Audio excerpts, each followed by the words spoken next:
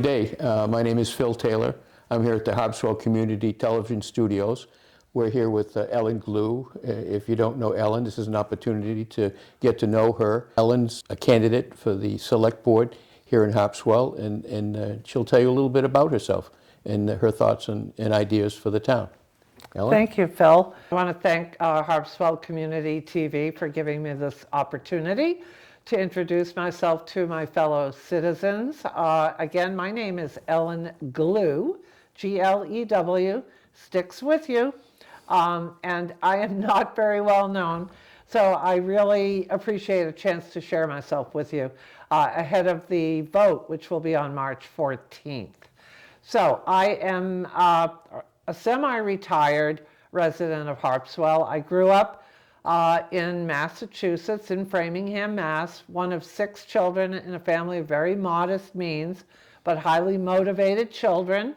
And like my siblings, we all worked our way through college and graduate school and became active professionals. I worked in a variety of spheres, which I'll tell you about in a minute.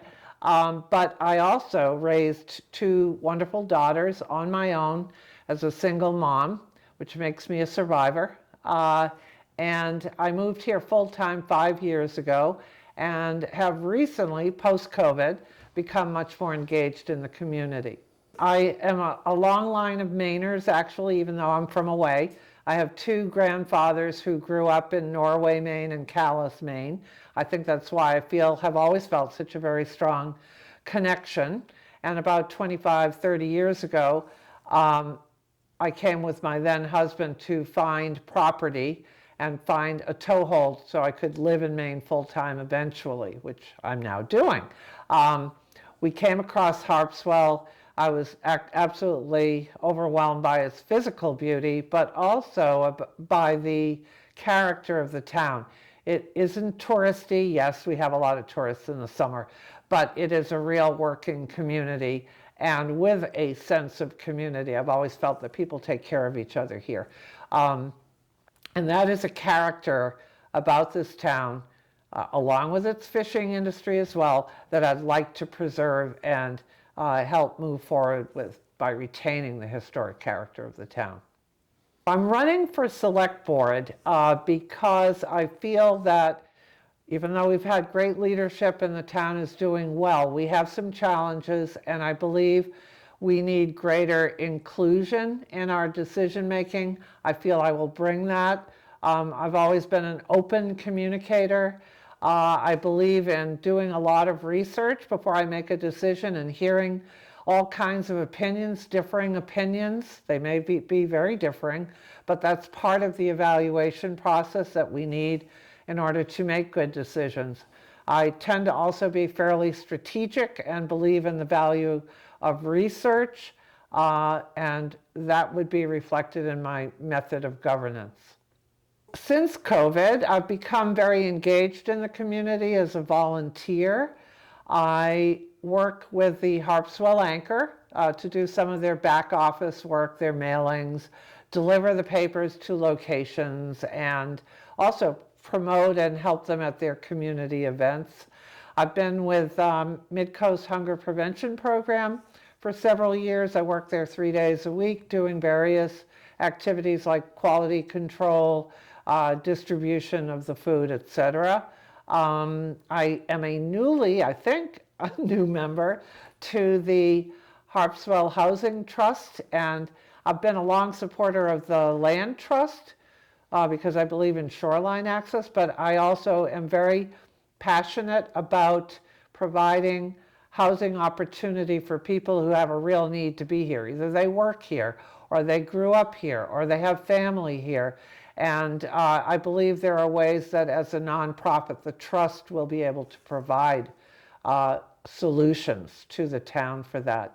I'm also a member of the Orrs and Bailey Island Fire Department, a vice president on the board, and a member of the Strategic Planning Committee, and have really appreciated understanding the complexity, I guess, of providing adequate fire and rescue services, both on the EMT side and the firefighting side, in a town as sprawled out as this one. I also want to mention an earlier activity that I did where I was politically engaged, if you will, in the town that I lived in Massachusetts. So we had a very big challenge about what to do to expand our capabilities with fire and rescue and also for elementary education with a burgeoning population. The town had wanted to abandon the 2 buildings in the center of town and move the fire station to one edge of town and the school to the other edge of town with new construction. With a bunch of fellow citizens, we set out to actually research the issue. Can we expand the fire and rescue? It was on near wetlands and the Ipswich River. Could we expand it? Was it possible? And with the school, could we renovate a building that was actually wood structure, very old but very beautiful, and meet the criteria for today's education in terms of classroom size? So we did all that research, and we had a 3-year battle. We did a lot of publicity, both at events and through the mail and whatever, and ultimately we got the town to approve the renovation and expansion in the center of town. So it satisfied 2 of my passions. One is historic preservation. I actually had a company that did a international exhibition and conference on preserving and reusing historic buildings. So it's a passion of mine. And I'm also tend to be very conservative. I want to retain character, retain the hub of the town. And we were able to do that and save the town millions of dollars. So what about my professional background? What do I think I can bring to town leadership as a professional with a long career, a long and winding career? I started as a college professor, and I think I was a very good educator because I'm empathic, I listen to students, I'm engaged, and so I think that openness of communication is what I have as a result. I'm also an entrepreneur. I started a company. I mentioned that we did trade shows and exhibitions, one of which was in historic preservation. So I managed, not a big company, it was only 12 people, but I needed to obviously lead, and I also had to deal with a lot of human relations issues. So I think I rose to that challenge as well. And I also have a graduate degree for which I had to do a lot of work, and particularly in research. So I believe in the value of analysis, research, et cetera, as a foundation for either making an argument or making a decision. And like all small towns, we have a number of critical issues we're dealing with limited resources. I understand that. I mention again my concern about conservation, inclusion, preservation. These are things that have driven me my whole life. So in that regard, let's look at the community school. We're faced with a decision: can we keep that school open, or do we need to close it down and move the children by transportation to another location out of town? If we can do that economically, I am for preserving and renovating that building and keeping the kids in town. It does 2 things. It keeps a building alive and well and reuses it, and most importantly, it keeps our children in town. I'm hoping we get more children in town by making housing affordable for young families. So that's my position on that one. Let's see what the data shows when they do the research. The Clark Cove access is another issue that's coming up for a vote.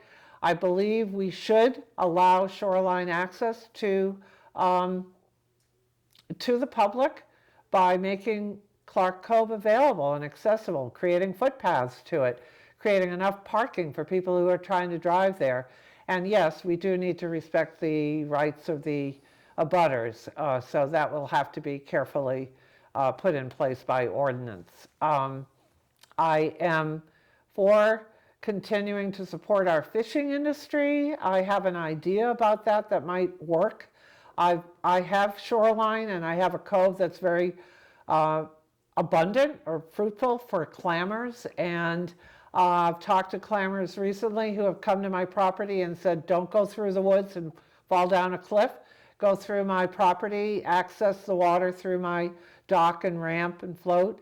And I think we could put a program in place where voluntarily residents make their shoreline available to the clammers.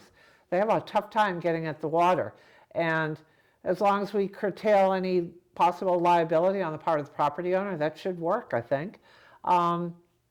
With regard to fire and rescue, the fire station, the fourth station issue is resolved, but we have a lot of planning to do to figure out how we are going to properly allocate equipment, human resources, what kind of human resources do we need for both EMTs and firefighters to make sure our response times are effective, to make sure that we have adequate facilities, and to guarantee the safety of our population. So I would like to work on a carefully researched strategic plan for that. And affordable housing. I am very much excited by the challenge of working with the newly formed Housing Trust to do the same thing for housing that the Land Trust has been able to do for conserving and preserving the shoreline and making it accessible to the public.